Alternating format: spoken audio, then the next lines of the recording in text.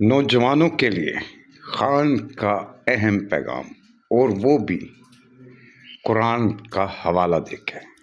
جو نوجوان یہ سوچ رہے ہیں ملک چھوڑ کے جانے کا، آپ سب کو کہہ رہا ہوں، لیکن بھاگنے کی کوئی جگہ نہیں۔ جو قومیں جب تک اپنی آزادی کے لیے نہیں لڑتی، جدوجہد نہیں کرتی، کوئی ان کو آزادی نہیں دیتا۔ زنجیریں گرتی نہیں ہیں، توڑنی پڑتی ہیں۔ ایک قوم کامیاب ہوتی ہے یا نہیں ہوتی، اس کی بنیاد رکھی جاتی ہے انصاف پہ۔ سب انسان جس معاشرے میں قانون کے سامنے ایک برابر ہوتے ہیں، وہ قومیں اوپر چلی جاتی ہیں۔ میرے نبی صلی اللہ علیہ وسلم نے تقریباً 1500 سال پہلے کہا کہ جو قوم میں طاقتور جب جرم کرتا ہے اس کو نہیں پکڑتی اور صرف کمزور کو پکڑتی ہیں، وہ تباہ ہو جاتی ہے۔ آج اگر آپ نے ساری دنیا میں خوشحالی دیکھنی ہے اور غربت دیکھنی ہے تو ایک ہی چیز ہے جو فرق کرتی ہے، وسائل نہیں۔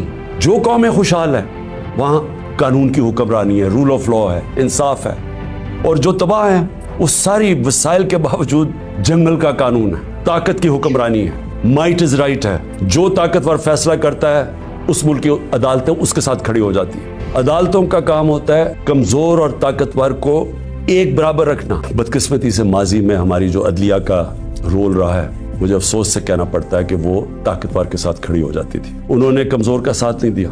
انہوں نے ہمیشہ وہ جو نظریہ ضرورت، ڈاکٹرن آف نیسیسٹی، اس کے تحت انہوں نے بدقسمتی سے ہماری جمہوریت کو بھی نقصان پہنچایا۔ جدھر قانون کی حکمرانی نہیں ہے وہاں جمہوریت نہیں ہے، ہو ہی نہیں سکتا۔ الیکشن تو ساری دنیا میں ہوتے ہیں، کون سے ڈکٹیٹر نے الیکشن کروائے، کون سی ڈیولپنگ دنیا میں الیکشنز نہیں ہوئے، لیکن جمہوریت نہیں ہے وہاں۔ کیونکہ جمہوریت تو آتی تب ہے جب رول آف لا ہو، اور رول آف لا آنے نہیں دیا یہاں۔ مارشل لا لگتا تھا، ویسے ہی ڈاکٹرن آف نیسیسٹی، نظریہ ضرورت آ جاتی تھی۔ اور نہیں تو جب یہ دو جماعتیں آئی ہیں، انہوں نے اپنے آپ کو قانون کے اوپر رکھنا تھا تو انہوں نے بھی عدلیہ کے نظام کو چینج کیا۔ اگر ہمارے ملک نے اب اس دلدل سے نکلنا ہے تو پاکستان کو ایسے ہمیں چلانا پڑے گا جو اب تک ہم نہیں چلا پا رہے، اور اس کے لیے سب سے پہلی چیز ہوگی رول آف لا۔ جب تک ہم سب کو قانون کے نیچے نہیں رکھتے، جب تک آئین کے دائرے میں رہ کے ادارے اور لوگ کام نہیں کرتے، اس سے اب ہم نہیں نکل سکتے۔ قوم کو میں آج کہنا چاہتا ہوں کہ دیکھیں، یہ اصل میں حقیقی آزادی کی ہماری جدوجہد ہے۔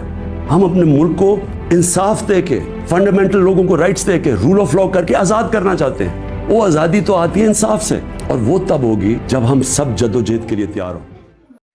یار کیا کیا جائے؟